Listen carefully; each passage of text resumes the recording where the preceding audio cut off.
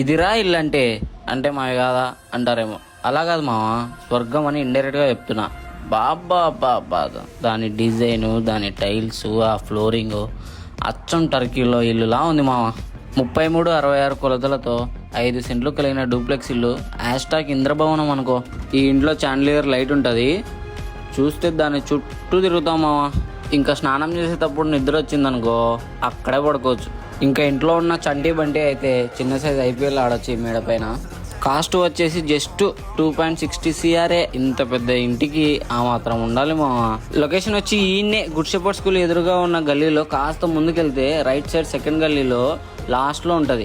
Last but not least సందులో మొత్తానికి ఇదే పెద్ద ఇల్లు మామ. ఇంకా ఇంటి గురించి చెప్పాలంటే మాటలు లేవు, మాట్లాడుకోవటాలు లేవు, అట్లుంటది ఈ ఇల్లు.